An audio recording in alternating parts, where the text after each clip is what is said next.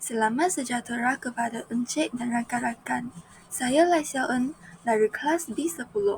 Hari ini saya akan menjalankan tugasan subjek GPPP 1092, Pengantar Pengajian Pendidikan. Tugasan 2, Persembahan secara digital.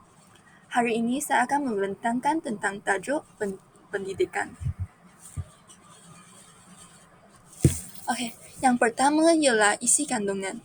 Isi kandungan saya merangkumi tentang definisi dan konsep pendidikan, aspirasi pendidikan, hala tuju pendidikan, implikasi terhadap guru berjiwa pendidikan, dan rumusan. Yang pertama, apa itu pendidikan? Perkataan pendidikan ini dia berasal daripada kata dasar didik yang membawa maksud ajar, asuh, dan pelihara. Menurut Kamus Dewan edisi keempat, pendidikan bermaksud perihal mendidik, iaitu memberi didikan latihan ataupun ajaran. Pendidikan boleh dijalankan secara langsung atau tidak langsung. Ia juga boleh dijalankan secara formal atau tidak formal. Pendidikan tidak akan dapat dipisahkan daripada kehidupan manusia. Hal ini dikatakan demikian kerana manusia akan sentiasa memerlukan pendidikan selama kehidupan mereka. Dengan sifat manusia yang sentiasa berubah mengikut zaman, pendidikan juga akan mengalami perubahan mengikut peredaran dan kehendak kehidupan manusia. Walau bagaimanapun, secara umumnya, pendidikan diertikan sebagai suatu jalan yang mengembangkan diri dan sikap manusia supaya manusia itu akan tampil menjadi seorang yang lebih baik. Baik, sekarang saya akan menerangkan tentang maksud dan konsep pendidikan. Pengertian pendidikan berasal daripada dua perkataan Latin, iaitu educare dan educer. Perkataan educare ini dia bermaksud latihan dan perkataan educer ini dia bermaksud didikan. Latihan ini berfokus kepada pergerakan fizikal dan tingkah laku yang menjalankan aktiviti bagi membentuk kemahiran motor. Maka, didikan berfokus kepada komponen intelek dan malamannya untuk membina pemikiran yang bijaksana dan rasional serta juga membina jiwa manusia yang murni. Seterusnya, menurut Sokrates telah menyatakan tentang pendidikan ialah salah satu usaha yang memberi latihan moral dan disiplin kepada individu supaya menjadi manusia yang lebih baik, setia dan patuh kepada undang-undang negara. Menurut tokoh yang kedua iaitu Plato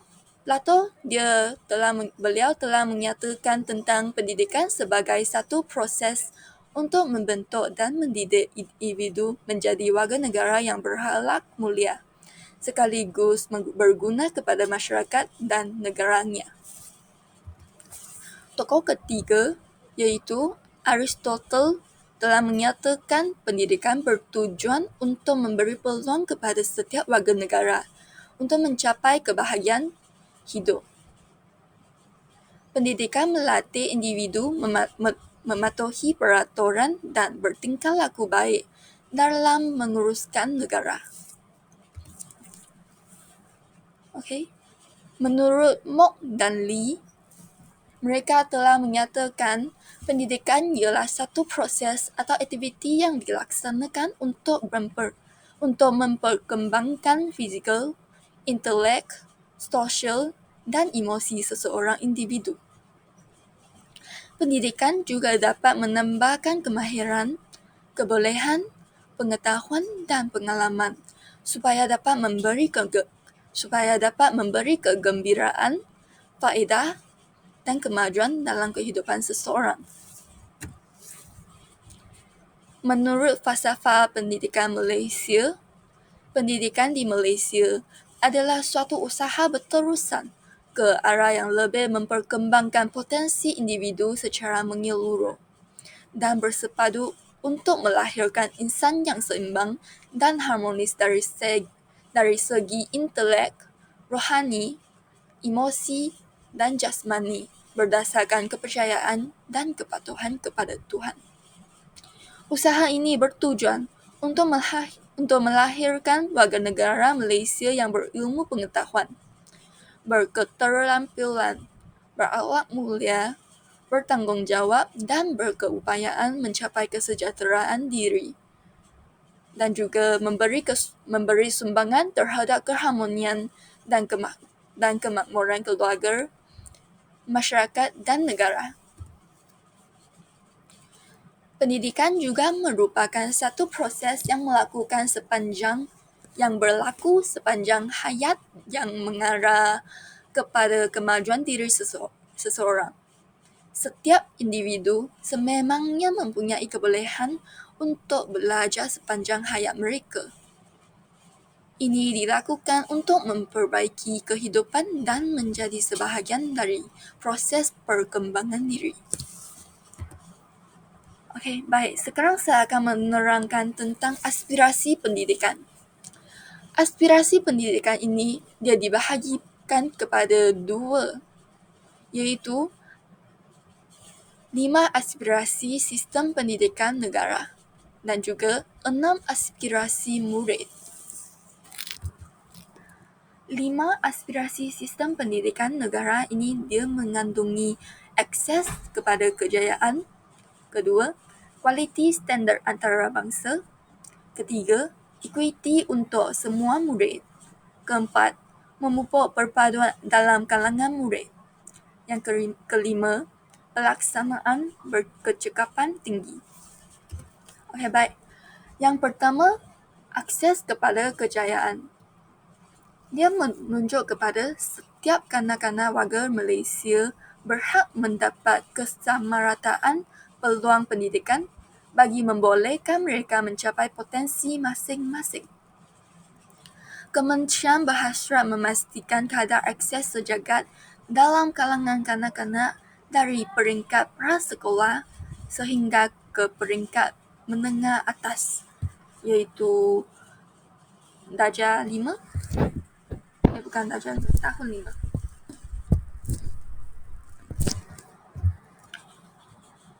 Yang kedua, kualiti standard antarabangsa. Semua kanak-kanak akan berpeluang mendapat pendidikan cemerlang berdasarkan keunikan sistem pendidikan di Malaysia dan setanding dengan sistem pendidikan antarabangsa. Pentafsiran tambahan yang menangani dimensi kualiti lain yang relevan dengan konteks Malaysia boleh dimaksudkan apabila dimensi itu dibangunkan dan diterima di peringkat antarabangsa.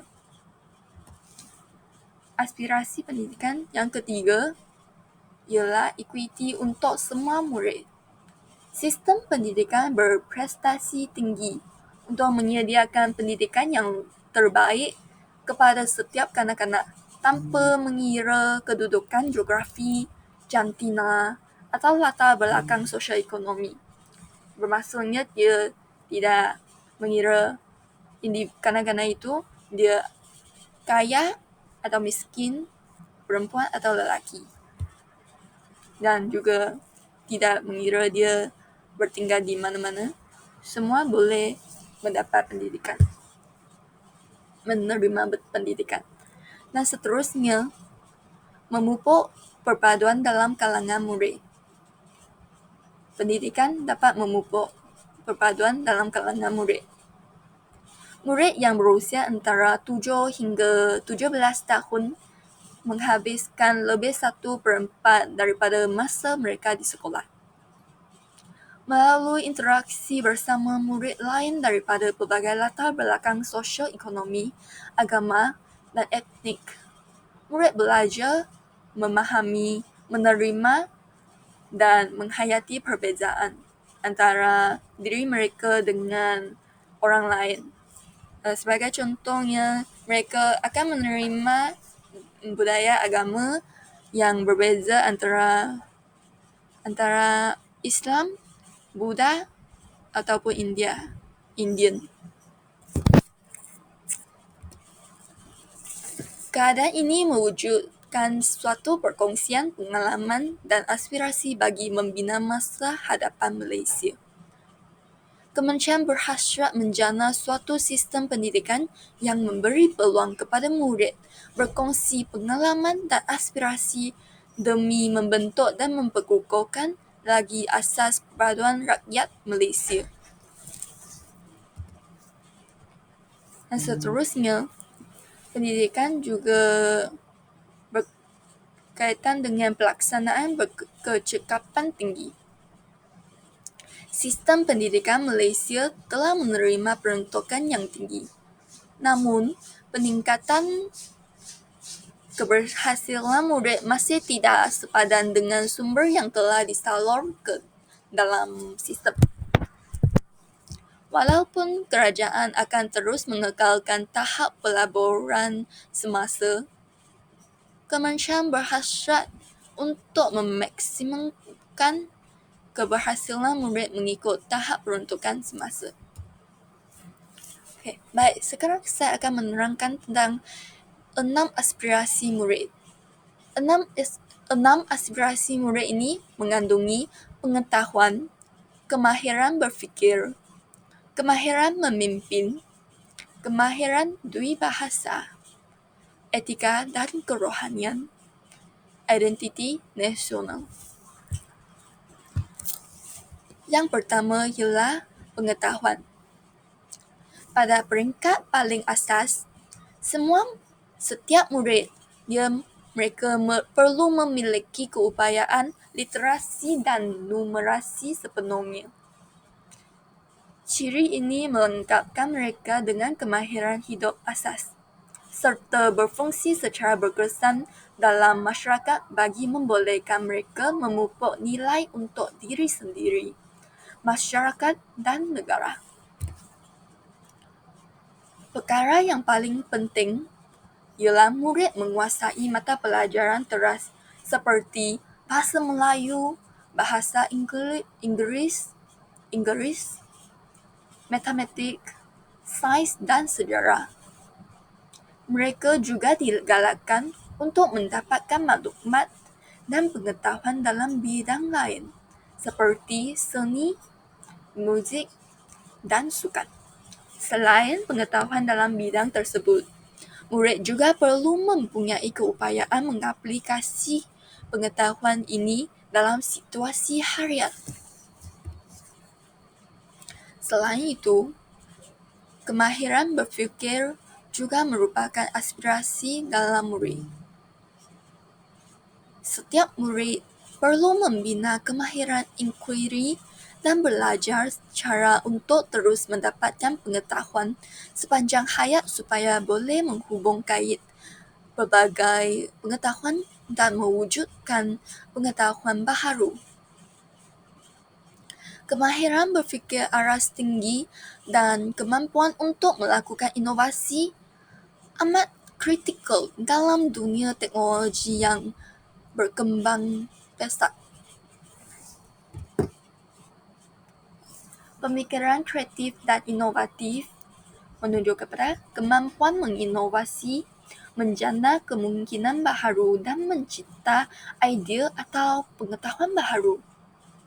Selain itu, pemikiran kritis dan penakulan dia merujuk kepada keupayaan menganalisis maklumat, menjangka masalah dan mendekati isu secara kritis, logik, induktif dan didaktif bagi mencari penyelesaian dan akhirnya membuat keputusan. Dan seterusnya, keupayaan belajar. Ini merujuk kepada keupayaan memacu pembelajaran sendiri dengan kemampuan menghargai nilai pembelajaran sepanjang hayat. Dan seterusnya, kemahiran memimpin.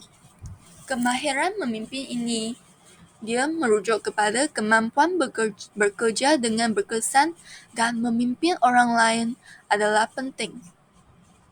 terutamanya dalam dunia yang semakin saling berkait. Dalam dialog nasional, kepentingan memupuk kepimpinan dan keupayaan bekerja secara berkesan dalam satu pasukan bagi setiap murid sering dibangkitkan. Kemahiran memimpin ini sangat penting kerana ia boleh menjadikan kita lebih produktiviti dalam menjalankan kerja, dan kita boleh berkomunikasi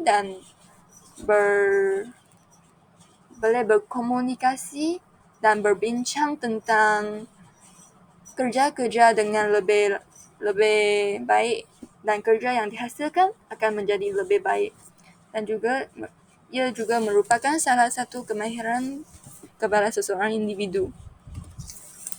Sistem pendidikan berusaha membantu setiap murid mencapai potensi masing-masing sepenuhnya melalui penglibatan sebagai pemimpin serta bekerja dalam kumpulan. Selain itu, kemahiran dui bahasa. Setiap murid akan menguasai bahasa Melayu sebagai bahasa kebangsaan dan juga bahasa Inggeris sebagai bahasa kedua. Bahasa Inggeris ini penting kerana dia merupakan bahasa komunikasi antarabangsa. Murid akan terus berpeluang untuk mempelajari bahasa Cina dan Tamil di sekolah jenis kebangsaan. Semua murid akan digalakkan untuk belajar sekurang-kurangnya 3 bahasa bagi membolehkan mereka bekerja sama dan berkomunikasi secara berkesan dengan rakan dalam kalangan rakyat Malaysia dan juga dengan negara jiran dalam dunia global masa ini. Di Malaysia mempunyai kemahiran bahasa yang tinggi ini sangat penting kerana Malaysia terdiri daripada banyak kaum dan mereka biasanya bahasa yang digunakan secara bahasa ibu ini dia berbeza. Jadi mempunyai kemahiran bahasa yang banyak akan memudahkan kita untuk berkomunikasi dengan kawan-kawan atau orang yang dari kaum lain, akan memudahkan kita berkomunikasi dengan mereka lah. Seterusnya, etika dan kerohanian. Sistem pendidikan akan mempersiapkan setiap murid supaya berani menghadapi cabaran masa depan, menyelesaikan konflik secara aman, membuat keputusan yang wajar dalam situasi kritikal, dan mempunyai keberanian melakukan apa yang betul. Kerohanian ini merujuk kepada mempunyai pegangan agama yang kuat dan mengamalkannya sebagai asas hidup serta mendukung standard moral yang tinggi. Selain itu, integriti ini dia menunjuk kepada mempunyai keberanian, disiplin, dan semangat untuk melakukan perkara yang betul. Seterusnya, identiti nasional. Rakyat Malaysia perlu mempunyai perasaan tidak berbelah bahagia tentang identiti nasional dan berpegang teguh dengan prinsip rukun negara untuk memupuk perpaduan dan masa depan Malaysia. Kerana Malaysia merupakan sebuah negara yang terdiri daripada banyak kaum.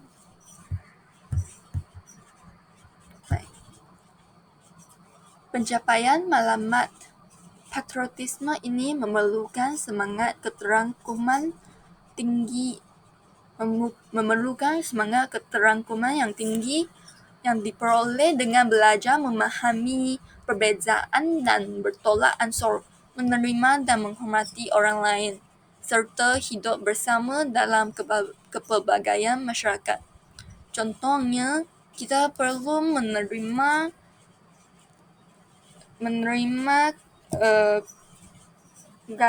budaya yang berbeza dengan kaum lain. Contohnya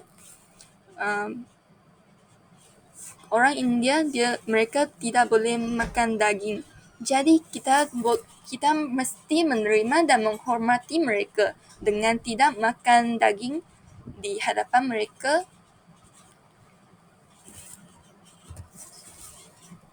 Seterusnya, identiti nasional juga memerlukan setiap murid memahami sejarah Malaysia.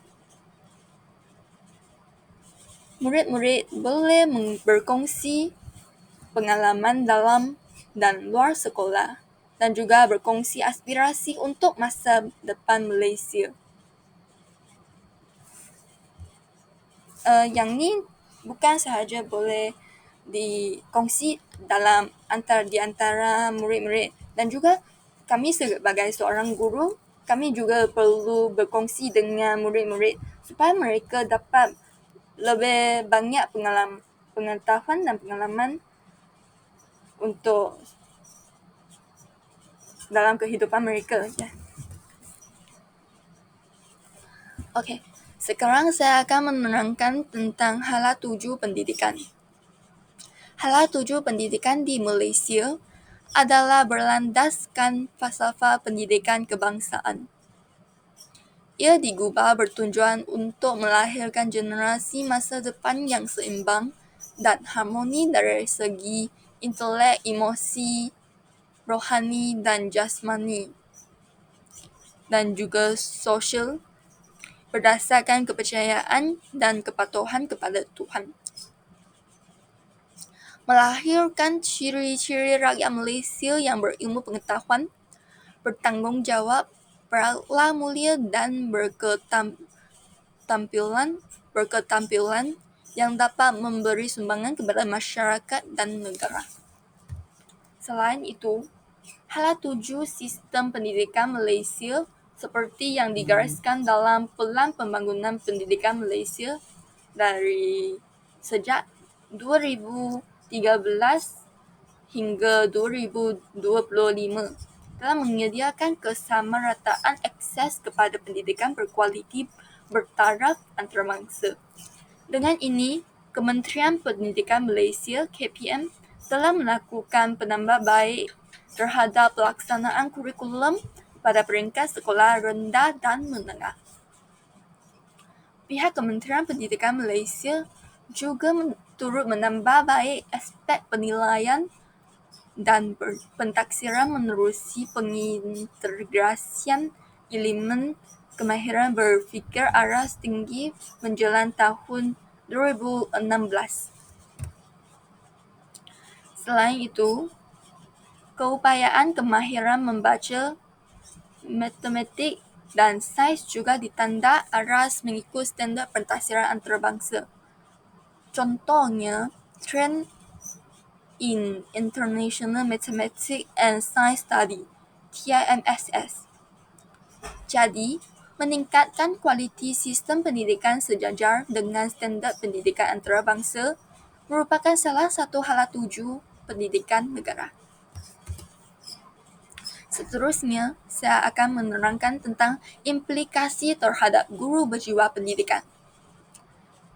Yang pertama, guru perlu bersikap peka dan cakna dengan memastikan setiap murid di sekolah diberi peluang untuk meningkatkan pengetahuan dan kemahiran ke peringkat yang lebih tinggi sehingga mencapai peringkat tertinggi.